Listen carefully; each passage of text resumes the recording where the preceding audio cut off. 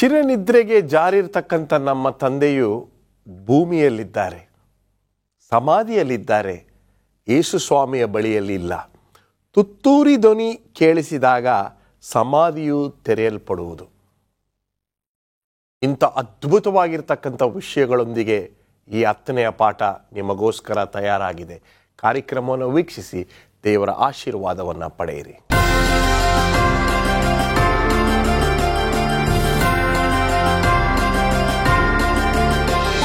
ನಮಸ್ಕಾರ ಪ್ರಿಯ ವೀಕ್ಷಕರೇ, ಮಹಾ ಹೋರಾಟದ ಪುಸ್ತಕದ ಬಗ್ಗೆ ಬಹಳಷ್ಟು ಚರ್ಚೆ ಲೋಕದಲ್ಲಿ ನಡೆದಿದೆ. ಈ ಸುಂದರವಾಗಿರ್ತಕ್ಕಂಥ ಪುಸ್ತಕದ ಆಳದಿಂದ ಬಂದಿರತಕ್ಕಂಥದ್ದೇ ಈ ತ್ರೈಮಾಸಿಕದ ಸಬ್ಬತ್ ಶಾಲೆಯ ಪಾಠ. ಬನ್ನಿ ನಮ್ಮ ಅತಿಥಿಗಳನ್ನು ಸ್ವಾಗತ ಮಾಡಿ ನಮ್ಮ ಈ ಕಾರ್ಯಕ್ರಮವನ್ನು ಶುರು ಮಾಡೋಣ. ಬೋಧಕರಾದ ಮುತ್ತು ಮ್ಯಾಥ್ಯೂ, ಬೋಧಕರಾಗಿರ್ತಕ್ಕಂಥ ರಾಜದಾಸ್ ಮತ್ತು ಬೋಧಕರಾಗಿರ್ತಕ್ಕಂಥ ಪ್ರಸನ್ನ ಕುಮಾರ್. ನಮಸ್ಕಾರ, ತುಂಬಾ ಸಂತೋಷ. ಸೈತಾನನು, ಈಗ ನಾವು ಆಡು ಭಾಷೆಯಲ್ಲಿ ಯಾವಾಗೂ ಒಂದ್ಸರಿ ಬೈತೀವಿ, ಸೈತಾನ್ ಅಂತ ಬೈತೀವಿ. ಆದ್ರೆ ಆತ ಇಡೀ ಲೋಕವನ್ನ ತನ್ನ ವಶಕ್ಕೆ ತೆಗೆದುಕೊಂಡಿದ್ದಾನೆ. ಪಾಸ್ಟರ್ ರಾಜದಾಸ್, ಏನಂತೀರಾ? ಈ ಲೋಕವನ್ನೇ ಮರಳು ಮಾಡಿದಾನೆ ಅಂತ ದೇವರ ವಾಕ್ಯ ಹೇಳ್ತಾ ಇದೆ. ಅದರಿಂದ ಸೈತಾನ ಕಾರ್ಯವನ್ನ ಪ್ರಚುರಪಡಿಸ್ಲಿಕ್ಕೆ, ಬಯಲ್ಪಡಿಸ್ಲಿಕ್ಕೆ ಅಥವಾ ಬಹಿರಂಗ ಪಡಿಸಲಿಕ್ಕೆ ಈ ವಾರದ ಪಾಠ ಒಂದು ಸಾಧನವಾಗಿರುತ್ತೆ. ವಂಡರ್ಫುಲ್. ಹೇಳಿ ಪಾಸ್ಟರ್ ಮುತ್ತು ಮ್ಯಾಥ್ಯೂ ಅವರೇ, ಸ್ವರ್ಣ ವಾಕ್ಯವನ್ನ 1ನೇ ಥೆಸಲೋನಿಕದವರಿಗೆ 4ನೇ ಅಧ್ಯಾಯ 16-17. ದೇವರ ವಾಕ್ಯ ಈ ರೀತಿ ಹೇಳುತ್ತೆ: ಪ್ರಧಾನ ದೂತನ ಶಬ್ದದೊಡನೆಯೂ ದೇವರ ತುತೂರಿ ಧ್ವನಿಯೊಡನೆಯೂ ಆಕಾಶದಿಂದ ಇಳಿದು ಬರುವನು. ಆಗ ಕ್ರಿಸ್ತನಲ್ಲಿರುವ ಸತ್ತವರು ಮೊದಲು ಎದ್ದು ಬರುವರು. ಆಮೇಲೆ ಜೀವದಿಂದಿರುವ ನಾವು ಅಂತರಿಕ್ಷದಲ್ಲಿ ಕರ್ತನನ್ನು ಎದುರುಗೊಳ್ಳುವುದಕ್ಕಾಗಿ ಅವರ ಸಂಗಡಲೇ ಮೇಘವಾಹನರಾಗಿ ಪಕ್ಕನೆ ಒಯ್ಯಲ್ಪಡುವೆವು. ಹೀಗಾಗಿ ನಾವು ಸದಾಕಾಲವು ಕರ್ತನ ಜೊತೆಯಲ್ಲಿ ಇರುವೆವು ಎಂಬುದೇ. ಈ ಒಂದು ವಚನವನ್ನು ಓದಬೇಕಾದ್ರೆ ಪಾಸ್ಟರ್ ರಾಜದಾಸ್, ಇದನ್ನ ಬರೀ ನಾವು ಉತ್ತರ ಕ್ರಿಯೆ ಮಾಡುವಾಗ ಓದ್ತೀವಿ ಅಥವಾ ಒಂದು ಸಾವಾದಾಗ ಓದ್ತೀವಿ. It is one of the largely misunderstood memory verse ಅಲ್ವೇ ಪಾಸ್ಟರ್ ಪ್ರಸನ್ನ ಕುಮಾರ್? ಖಂಡಿತವಾಗಿಯೂ ಇದು ಕ್ರಿಸ್ತನ ಬರೋಣದ ಬಗ್ಗೆ ಬಹಳ ಸ್ಪಷ್ಟವಾಗಿ ತಿಳಿಸ್ತದೆ. ಬರುವಾಗ ಹೇಗಿರ್ತದೆ ಎಂಬುದಾಗಿ ತಿಳಿಸ್ತದೆ. ಅದು ಮಾತ್ರವಲ್ಲ, ಜನಗಳಿಗೆ ಇರ್ತಕ್ಕಂಥ ತಪ್ಪು ಮಾಹಿತಿ ಸತ್ತವರ ಬಗ್ಗೆ, ವಂಡರ್ಫುಲ್, ಅದರ ಬಗ್ಗೆ ಅದು ಹೆಚ್ಚು ಬಯಲು ಮಾಡತಕ್ಕಂಥ ಒಂದು ವಚನ. ಅನೇಕ ದಶಕಗಳ ಹಿಂದೆ ಒಂದು ಅನುಭವ ಇತ್ತು. ಏನು ಅನುಭವ ಅಂದರೆ, ಸತ್ತವರು ಮತ್ತೆ ಎದ್ದೇಳ್ತಾರೆ. ಅವರನ್ನ ನಾವು ಕೇಳುವಾಗ ಹೇಗಿತ್ತು ನಿಮ್ಮ ಅನುಭವ ಅಲ್ಲಿ ಎಂಬುದಾಗಿ. ಇದರ ಅರ್ಥ, ಸತ್ತವರು ಮತ್ತೆ ಹೇಳ್ತಕ್ಕಂಥದ್ದು ಇದೊಂದು ಭ್ರಮೆ. ಸತ್ಯವೇದದಲ್ಲಿ ಎಲ್ಲೂ ಸಹ ಪ್ರಸ್ತಾಪವಾಗಿಲ್ಲ ಸತ್ತವರು ಮಧ್ಯೆ ಜೀವ ಬರ್ತದೆ ಎಂಬುದಾಗಿ. ಆದರೆ ಇಡೀ ಲೋಕದಲ್ಲಿ ಅನೇಕ ಕ್ರೈಸ್ತರು ನಂಬಿಕೊಂಡಿರ್ತಕ್ಕಂಥ ಒಂದು ಸತ್ಯ ಏನೆಂದರೆ, ಸತ್ತ ಮೇಲೆ ಮನುಷ್ಯನ ಆತ್ಮ ಅಮರವಾಗುತ್ತದೆ. ಸೈತಾನನು ತಾನು ಪರಲೋಕದಿಂದ ತಂದುಕೊಂಡಿರ್ತಕ್ಕಂಥ ದೊಬ್ಬಲ್ಪಟ್ಟ ಆ 3 ದೇವದೂತರಲ್ಲಿ 3 ಭಾಗ ಇದೆಯಲ್ಲ, ಆ ದೇವದೂತರಲ್ಲಿ ಇವರೆಲ್ಲರೂ ಸಹ ಇಡೀ ಲೋಕವನ್ನ ನಾಶ ಮಾಡಲಿಕ್ಕೆ, ಮೋಸ ಮಾಡಲಿಕ್ಕೆ ತಮ್ಮ ಕುತಂತ್ರಗಳನ್ನು ಉಪಯೋಗ ಮಾಡ್ತಾ ಇದ್ದಾರೆ. ಚರಿತ್ರೆಯಲ್ಲಿ ನಾವು ಗಮನಿಸುವಾಗ ಸತ್ತ ವ್ಯಕ್ತಿ ಯಾವತ್ತೂ ಮತ್ತೆ ಎದ್ದು ಬರೋದನ್ನು ನೋಡಿಲ್ಲ. ಸತ್ಯವೇದದಲ್ಲೇ ಸಹ ಅರಸನಾದ ಸೌಲನು ಸಮುವೇಲನು ಸತ್ತೋಗಿದ್ದಾನೆ, ಆದರೆ ಅವನ ಜೊತೆಯಲ್ಲಿ ಮಾತಾಡಬೇಕು ಎಂಬುದಾಗಿ ಮಾಟಗಾರ್ತಿ ಯಕ್ಷಿಣಿಯ ಒಂದು ಜ್ಞಾನವನ್ನ ಆತನು ಕೇಳ್ತಾನೆ. ಆ ಯಕ್ಷಿಣಿ ಹೇಳ್ತಕ್ಕಂಥದ್ದು, ಇಲ್ಲಿ ಸೌಲನು ಮೊದಲೇ ಒಂದು ಕಟ್ಟಪ್ಪಣೆ ಮಾಡಿದ್ದಾನೆ, ಯಾರು ಇಂಥ ವಿದ್ಯೆಗಳನ್ನು ಮಾಡ್ತಾ ಇದ್ದಾರೆ, ಮಾಟ ಮಂತ್ರ ಯಕ್ಷಿಣಿ ಈ ವಿದ್ಯೆಗಳನ್ನ ಮಾಡ್ತಾ ಅವರೆಲ್ಲ ನಾಶ ಮಾಡಬೇಕೆಂಬುದಾಗಿ ರಾಜನು ಹೇಳಿದ್ದಾನೆ ಎಂಬುದಾಗಿ ಹೇಳುವಾಗ, ಪರವಾಗಿಲ್ಲ ನನಗೆ ಅವರನ್ನು ಮಾತಾಡಿಸ್ಕೊಡು ಎಂಬುದಾಗಿ. ಸೊ ಇದು ಸಮುವೇಲನ ಎದ್ದು ಬಂದಿಲ್ಲ. ಅನೇಕ ಸಾರಿ ತಪ್ಪಾಗಿ ತಿಳ್ಕೊಳ್ತಕ್ಕಂಥದ್ದು, ಸಮುವೇಲನ ಎದ್ದು ಬಂದಿಲ್ಲ, ಆದರೆ ಇಂತಹ ದೇವದೂತರಿದ್ದರಲ್ಲ ಇವರು ಎದ್ದು ಬಂದಿದ್ದಾರೆ. ಈ ಲೋಕದ ಯುದ್ಧದಲ್ಲಿ ಸೈತಾನನು ಪ್ರೇತಾತ್ಮನಾಗಿ ದೆವ್ವದ ರೂಪದಲ್ಲಿ ಮನುಷ್ಯರ ರೂಪವನ್ನು ತಾಳಿ ಅನೇಕರನ್ನ ತಪ್ಪು ಮಾಹಿತಿಗೆ ನಡೆಸ್ತಾ ಇದ್ದಾನೆ. ಇವತ್ತು ದೆವ್ವಗಳು ಮಾತಾಡ್ತವೆ, ಅಥವಾ ದೆವ್ವದ ರೂಪದಲ್ಲಿ ನಾನು ನೋಡಿದೆ. ಸೈತಾನ ಮನುಷ್ಯರಿಗೆ ಯಾವ ರೂಪ ಬೇಕೋ ಆ ರೂಪವನ್ನು ಬದಲಾವಣೆ ಮಾಡಿ ಸೈತಾನನು ತನ್ನನ್ನೇ ತಾನು ಬಯಲು ಮಾಡಿಕೊಳ್ಳುತ್ತಿದ್ದಾನೆ. ಈಗ ಆತ್ಮ ಬಂದು ನಮ್ಮಪ್ಪ ಸತ್ತೋಗ್ಬಿಟ್ರು, ಇಲ್ಲೇ ಮನೆಯಲ್ಲೇ ಸುತ್ತಾಡ್ತಿದೆ, ಅವರು ಇಲ್ಲಿಂದ ಹೋಗ್ತಾ ಇಲ್ಲ, ನಮ್ಮ ಮನೆಯಲ್ಲೇ ಇದ್ದಾರೆ, ಸೋಫಾ ಮೇಲೆ ಕೂತ್ಕೊಂಡಿದ್ದಾರೆ, ಇಲ್ಲ ಪಕ್ಕದಲ್ಲಿರುವಂತ ಮರದ ಮೇಲೆ ಕೂತ್ಕೊಂಡಿದ್ದಾರೆ, ಅವ್ರು ಹೋಗ್ತಾ ಇಲ್ಲ, ಅವ್ರಿಗೆ ನಾವು ಏನಾದ್ರು ಒಂದು ಮಾಡಿ ಅವ್ರನ್ನ ಕಳಿಸ್ಬೇಕು ಅನ್ನೋ ಒಂದು ರೀತಿ ಹೊರಗಿನ ಲೋಕದವ್ರ ಹತ್ರ ಇದೆಯೋ ಇಲ್ವೋ ಅದು I don't want to comment. But ಸತ್ಯ ಅರ್ಥಕೊಂಡಿರ್ತಕ್ಕಂಥವ್ರು ಕೂಡ ಇದರಲ್ಲಿ ಮುಳುಗಿದ್ದಾರೆ ಪಾಸ್ಟರ್ ಪ್ರಸನ್ನ. ಖಂಡಿತವಾಗಿಯೂ. ಯಾಕೆಂದ್ರೆ ಇವರಿಗೆ ಸತ್ತ ಮೇಲೆ ಮಾಹಿತಿಗಳಿಲ್ಲ. ಎಷ್ಟೋ ಸಾರಿ ನಾವು ಶವ ಸಂಸ್ಕಾರದಲ್ಲಿ ನೋಡ್ತೇವೆ, ಆತ್ಮಕ್ಕೆ ಶಾಂತಿ ಸಿಕ್ಲಿ ಎಂಬುದಾಗಿ ಹೊರಗಿನವರಲ್ಲ. ಈ ಸೆಂಟೆನ್ಸ್ ಅನ್ನ ದಯವಿಟ್ಟು ಇದನ್ನ ಎಲ್ಲರೂ ಕೇಳಿ, ಈ ಕಾರ್ಯಕ್ರಮ ನೋಡ್ತಾ ಇರ್ತಕ್ಕಂಥವ್ರು. ಆತ್ಮಕ್ಕೆ ಶಾಂತಿ ಸಿಕ್ಕಲಿ, ಆತ್ಮಕ್ಕೆ ಶಾಂತಿ ಸಿಕ್ಕಲಿ. It is a shame on us. ನಾಚಿಕೆ ಆಗ್ಬೇಕು ನಮಗೆ. ಸತ್ಯ ವೇದದ ಈ ಒಂದು ಮುಖ್ಯವಾಗಿರ್ತಕ್ಕಂಥ ಸಂದೇಶದ ವಿಷಯ ನಿಮಗೆ ಗೊತ್ತಿಲ್ಲ ಅಂತ ಹೇಳಿದ್ರೆ ಮುಂದುವರಿಸಿ. ಇದು ಅನ್ಯರು ಮಾಡಿರುವ ಒಂದು ಮಾಹಿತಿ.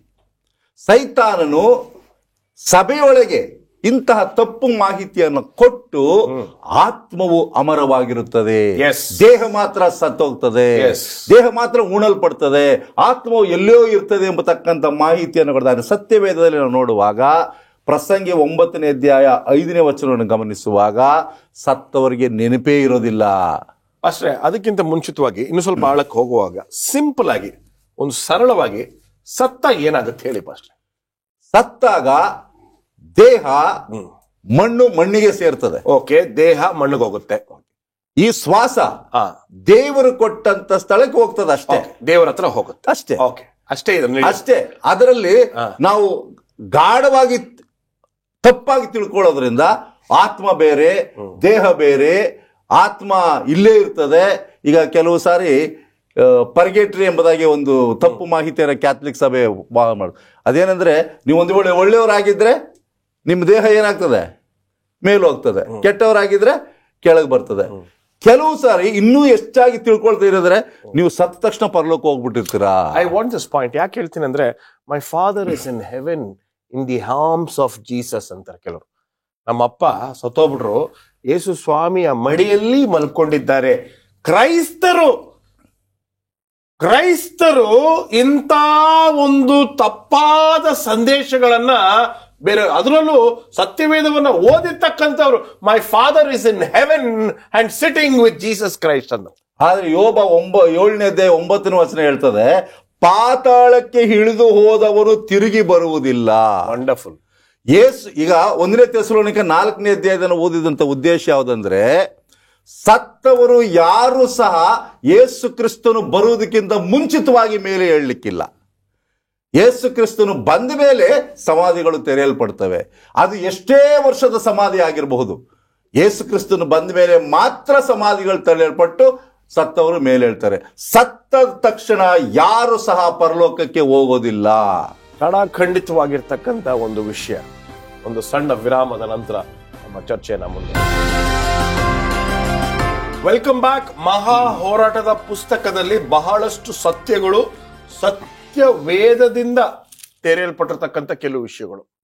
ಅದರಲ್ಲೂ ಇವತ್ತು ನಾವು ಚರ್ಚೆ ಮಾಡ್ತಾ ಇರ್ತಕ್ಕಂಥದ್ದು ನಮಗೆ ಬೇಕಾಗಿರ್ತಕ್ಕಂಥ ಮಾಹಿತಿ. ನಾವು ಹೇಳ್ತಾ ಇರ್ತಕ್ಕಂಥದ್ದು ತಪ್ಪಾಗಿದ್ರೆ ದಯವಿಟ್ಟು ಸತ್ಯವೇದವನ್ನ ತೆರೆದು ನೀವು ನೋಡಿ, ಆನಂತರ ನೀವು ಕಮೆಂಟ್ ಅನ್ನ ಮಾಡಬೇಕು ಅಂತ ನಾನು ನಿಮ್ಮನ್ನು ಕೇಳ್ಕೊಳ್ತೀನಿ. ಸೋಮವಾರದ ಪಾಠಕ್ಕೆ ನಾವು ಬರೋಣ. ಹಳೆ ಒಡಂಬಡಿಕೆಯಲ್ಲಿ ನಡೆದಂತ ಆ ಒಂದು ಮರಣದ ಬಗ್ಗೆ ಮಾಹಿತಿಯನ್ನ ನೀಡಿ.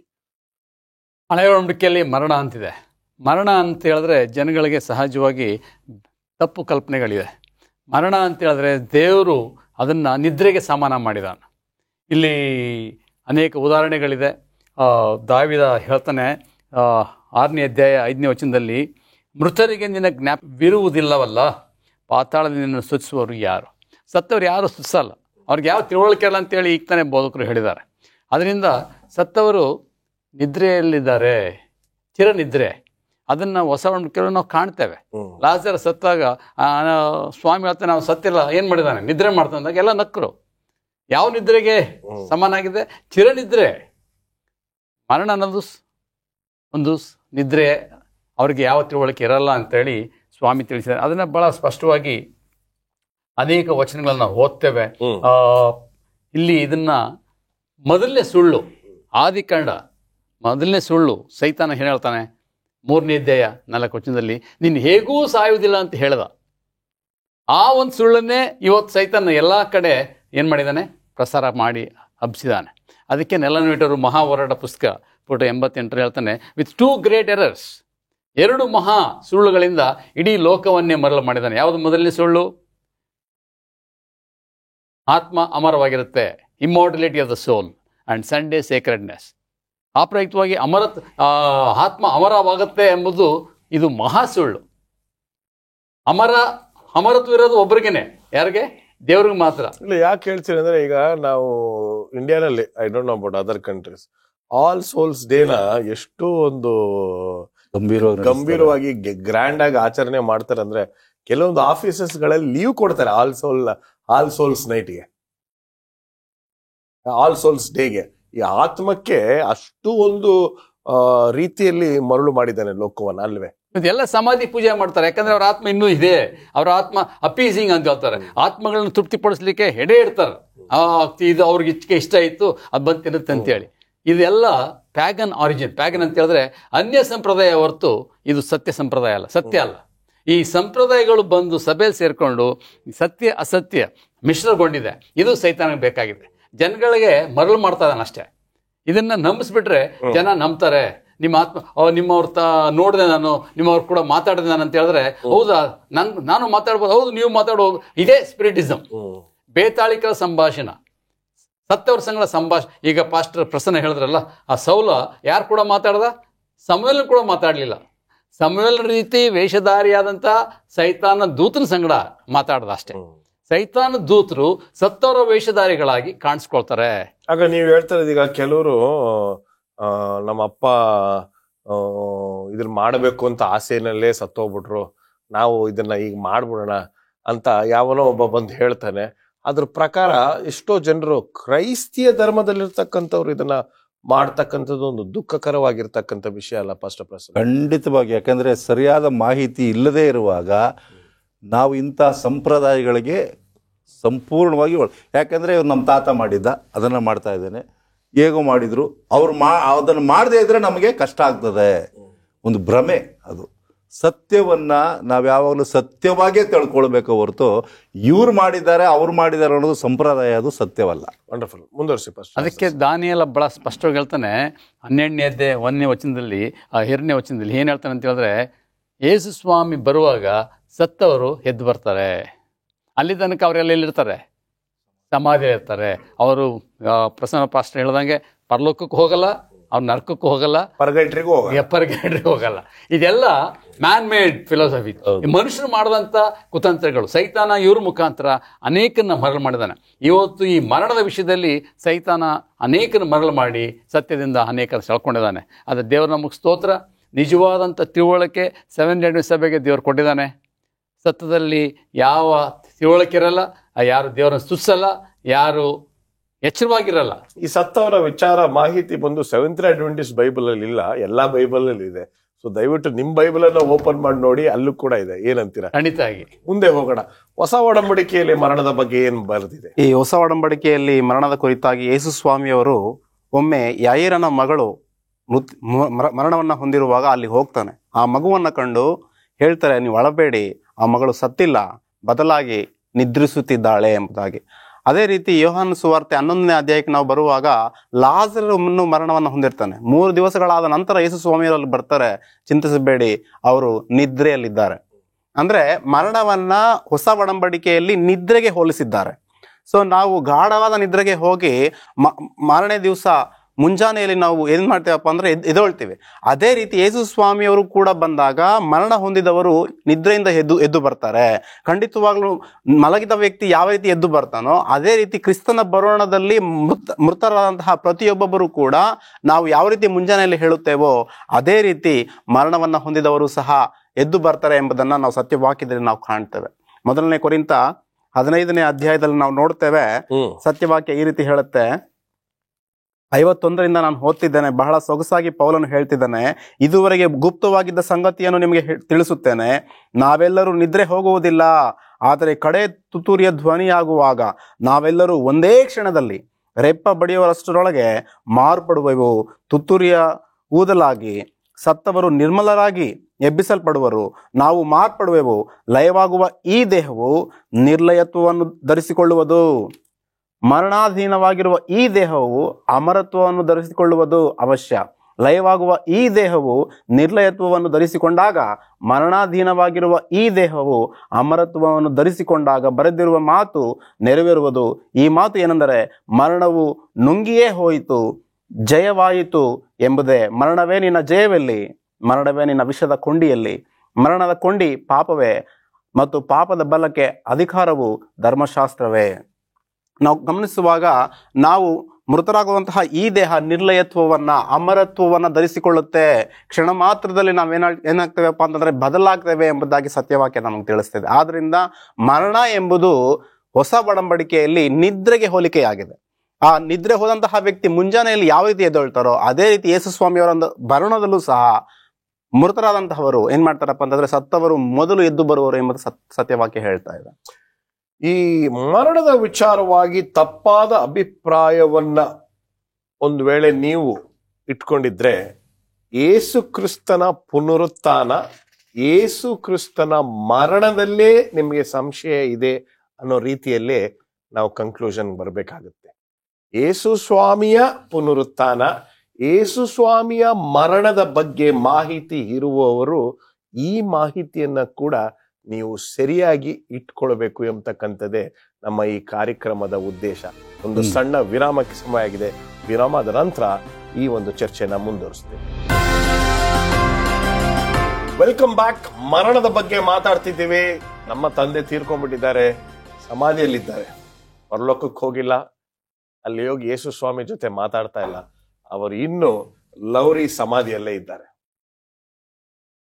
ಅವರ ಒಂದು ಆತ್ಮ ಅಲ್ಲಿದೆ ಇಲ್ಲಿದೆ ಎಂಬತಕ್ಕಂಥ ವಿಷಯಕ್ಕೆ ಚರ್ಚೆನೇ ಇಲ್ಲ. ದೇವರು ಕೊಟ್ಟಂತ ಉಸಿರು ದೇವರ ಬಳಿಗೆ ಹೋಗಿದೆ. ನಮ್ಮ ತಂದೆಯ ದೇಹ ಲೌರಿ ಸಮಾಧಿಯಲ್ಲಿ 6 ಅಡಿ ಕೆಳಗಡೆ ಇದೆ. ಅಷ್ಟು ಪ್ರಶ್ನ ಹೇಳಿ, ಒಂದು ಮುಖ್ಯವಾಗಿರ್ತಕ್ಕಂಥ ಅಂಶ ಏನೋ ಹೇಳ್ಬೇಕು ಅಂತ ಹೇಳಿದ್ರಿ. ಹೌದು, ಯಾಕಂದ್ರೆ ಸತ್ತವರ ಬಗ್ಗೆ ಸತ್ಯವೇದದಲ್ಲಿ ಬಹಳ ಸಾಕಷ್ಟು ಮಾಹಿತಿ ಇದೆ. ಪೌಲನು 1ನೇ ಕೊರಿಂಥ 15ನೇ ಅಧ್ಯಾಯದಲ್ಲಿ ಹೇಳುವಾಗ 13ನೇ ವಚನದಿಂದ, ಸತ್ತವರಿಗೆ ಪುನರುತ್ಥಾನವಿಲ್ಲವೆಂದು ನಿಜವಾಗಿದ್ದರೆ ಕ್ರಿಸ್ತನಾದರೂ ಎದ್ದು ಬರಲಿಲ್ಲ. ಕ್ರಿಸ್ತನು ಎದ್ದು ಬರಲಿಲ್ಲವಾದರೆ ನಮ್ಮ ಪ್ರಸಂಗವೂ ಉರುಳಿಲ್ಲದ್ದು ಮತ್ತು ನಮ್ಮ ನಂಬಿಕೆಯೂ ಉರುಳಿಲ್ಲದ್ದು. ಅದಲ್ಲದೆ ಸತ್ತವರು ಎದ್ದು ಬರುವುದಿಲ್ಲವೆಂಬುದು ನಿಜವಾಗಿದ್ದರೆ ದೇವರು ಕ್ರಿಸ್ತನನ್ನು ಎಬ್ಬಿಸಲೇ ಇಲ್ಲವೇ? ಎಬ್ಬಿಸದನೆಂದು ಸಾಕ್ಷಿ ಕೊಟ್ಟ ನಾವು ದೇವರ ಬಗ್ಗೆ ಸುಳ್ಳು ಸಾಕ್ಷಿಗಳಾಗಿ ಕಂಡು ಬಂದೆವು. ಸತ್ತವರು ಎದ್ದು ಬರುವುದಿಲ್ಲವಾದರೆ ಕ್ರಿಸ್ತನೂ ಎದ್ದು ಬರಲಿಲ್ಲ. ಅಂದರೆ ಸತ್ತವರು ಯೇಸು ಕ್ರಿಸ್ತನ ಬರೋಣ ತನಕ ಇರ್ತಾರೆ. ಅವರು ಯೇಸು ಕ್ರಿಸ್ತನ ಬಂದ ಮೇಲೆ ಎದ್ದೇಳ್ತಾರೆ. ಯೇಸು ಕ್ರಿಸ್ತನ ಮರಣವನ್ನ ಪುನರುತ್ಥಾನವನ್ನು ನಂಬಿರ್ತಕ್ಕಂಥವರು ಈ ಸತ್ತವರು ನಿದ್ರೆ ಮಾಡ್ತಾರೆ ಎಂಬುದನ್ನು ನಂಬಬೇಕು. ವಂಡರ್ಫುಲ್. ಬುಧವಾರದ ಪಾಠಕ್ಕೆ ನಾವು ಬರುವುದಾದ್ರೆ, ಕೊನೆಯ ದಿನಗಳಲ್ಲಿ ಈ ರೀತಿಯಾಗಿರ್ತಕ್ಕಂಥ ಸೈತಾನನ ಕುತಂತ್ರ ಏನೇನು ಹೇಳಿ. ಬಹಳ ಸ್ಪಷ್ಟವಾಗಿ ಸ್ವಾಮಿ ಈ ಲೋಕವನ್ನು ಬಿಟ್ಟು ಹೋಗೋಕ್ಕೆ ಮೊದಲೇ ಎಚ್ಚರಿಕೆ ನೀಡಿದ್ದಾನೆ. ಆ ಎಚ್ಚರಿಕೆಯನ್ನು ನಾವು ಮತ್ತಾಯ 24ನೇ ಅಧ್ಯಾಯದಲ್ಲಿ ಓದ್ತೇವೆ. 5ನೇ ವಚನ ನೋಡಿ, ಅನೇಕರು ಬಂದು ನನ್ನ ಹೆಸರನ್ನು ಎತ್ತಿಕೊಂಡು ನಾನು ಕ್ರಿಸ್ತನು ಎಂದು ಹೇಳಿ ಎಷ್ಟೋ ಜನರನ್ನು ಮೋಸಗೊಳಿಸುವರು.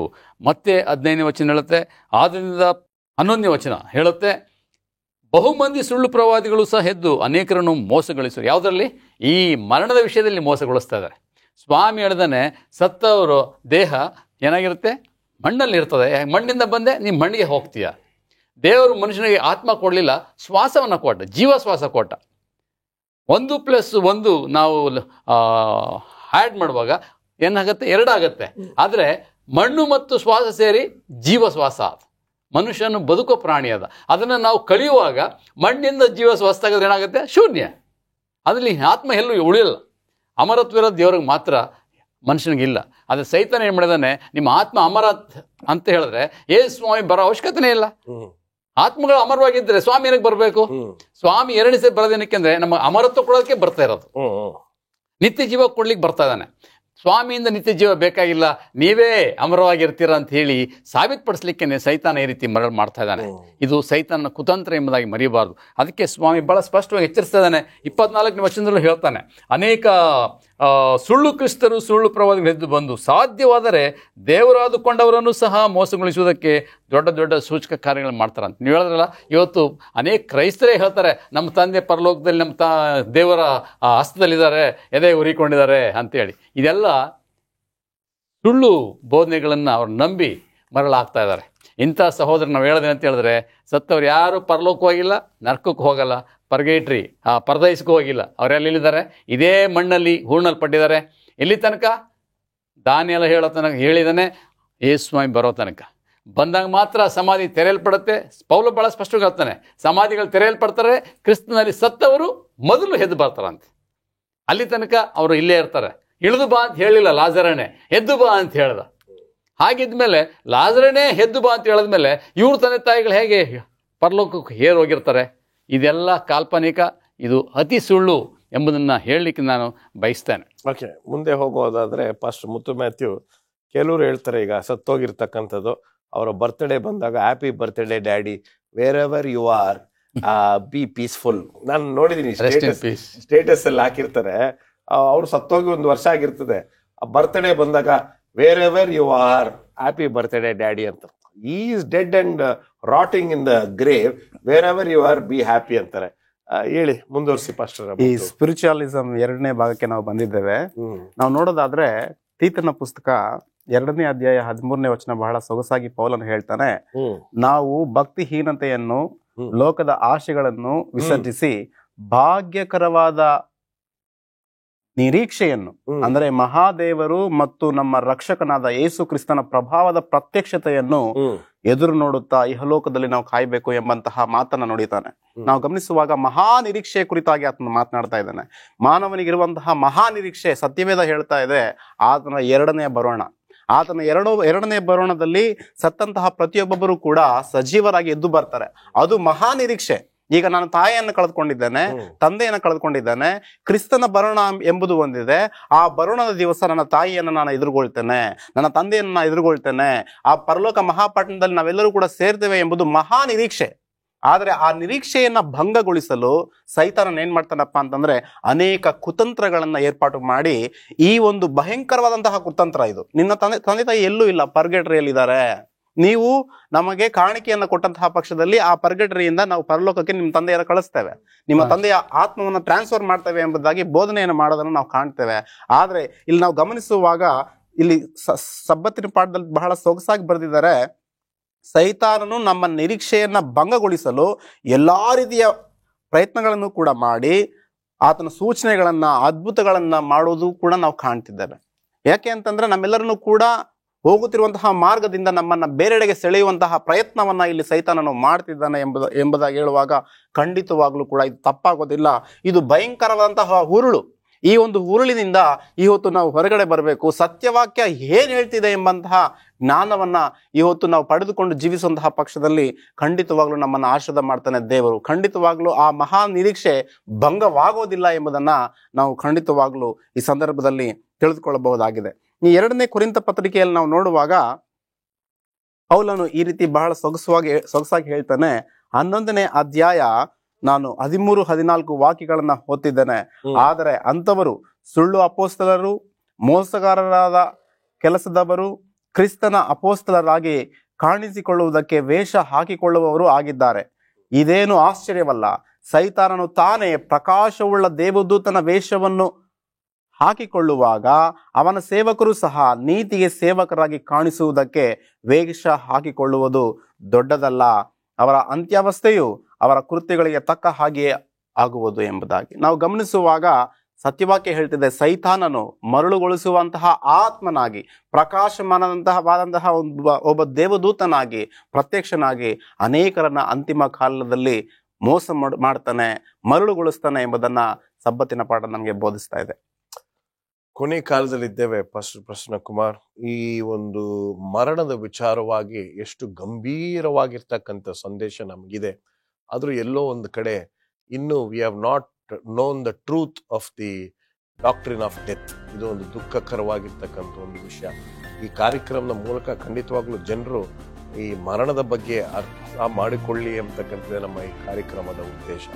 ಚೆನ್ನಾಗಿ ಮಾತಾಡಿದ್ರಿ, ಒಳ್ಳೆ ಮಾಹಿತಿಗಳನ್ನ ಕೊಟ್ರಿ. ನಿಮ್ಮ ಮೂವರನ್ನ ದೇವರು ಆಶೀರ್ವದಿಸಿ. ನಮಸ್ಕಾರ.